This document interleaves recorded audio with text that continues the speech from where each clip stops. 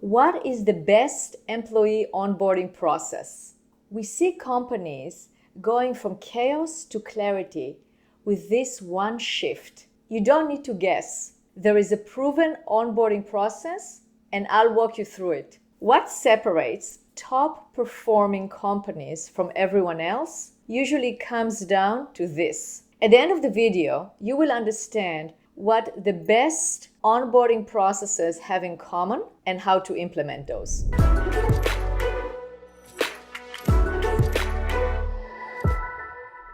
So what are the characteristics of the best onboarding processes? I'm going to walk you through those. 1, they are structured. 2, they are scalable. 3, they are role specific. And 4, they are people centered. All right, what do we mean by each one of those? 1, structured. The best onboarding process is the one that is well thought of ahead of time. The one that you actually prepared for the employee to come in, to get onboarded, that you put a checklist together and you figure out the different components of it. And it's structured. It's not one day do this and another day do that. No, there is an actual plan that will walk the employee through the first 90 days of being onboarded. So make sure to subscribe to my channel and look for the video about how to create an onboarding checklist. I'm also going to include it in the notes below because that video will explain to you how to create that checklist and make sure that your onboarding process is structured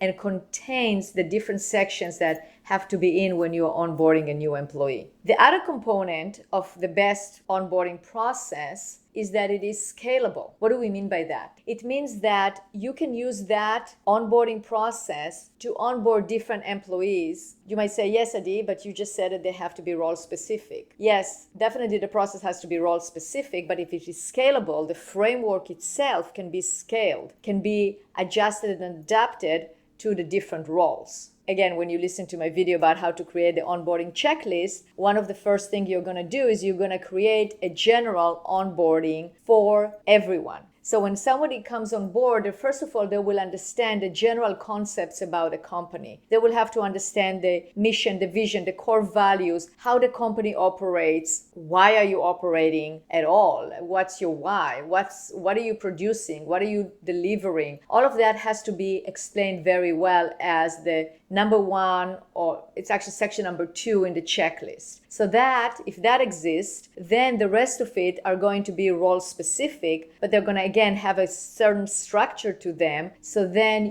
all you will need to do is to change specific things for specific roles. So now let's talk about that. The onboarding process absolutely has to cater to the different positions that you have. So there has to be specific training for that role. Now, the best onboarding process is also people-centered. It is not just about training for the specific position or specific tasks. It's also training around how to be the best staff member you can be in your company. So it is people-centered. How do we operate around here? How do we actually embody our core values? What does it mean to live our mission and have a purpose? All of that has to be included as part of the onboarding. The new team member understands also how to interact and how to be part of the team. Now, what does the best onboarding process include? It includes standard operating procedures, written policies, so people can train on it, can read it and understand what they need to be doing. It includes specific exercises and hands-on activities so they can practice and drill and figure out how they're going to do what they need to be doing. It includes explanation of all the tools. It includes your culture book or explanation about your culture, videos about your culture. And a key component, it also includes feedback.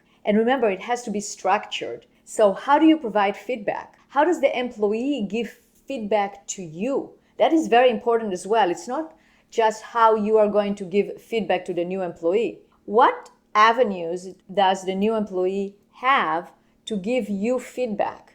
To give feedback on the training, to give feedback on how they are doing, to ask questions, to be able to communicate and make sure that they know that that communication was received. That's a key component that gets overlooked.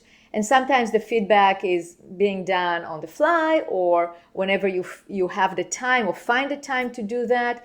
but that is a key component. That feedback or the structured feedback has to be integrated into the onboarding process. Now, how do you define the best onboarding process, or how do you know that you have the best onboarding process? It's because it increases productivity. So at the end of the onboarding period and throughout, the employee is becoming more and more productive, and at the end, they're able to show the core competencies that they gained and put it into action. It supports retention, and it also aligns with your culture, and it trains the employee on how to be part of that culture. Those three things, supporting retention, productivity, and culture, are the key components to evaluate whether your onboarding process is the best. And remember, the best onboarding process is powered by great documentation.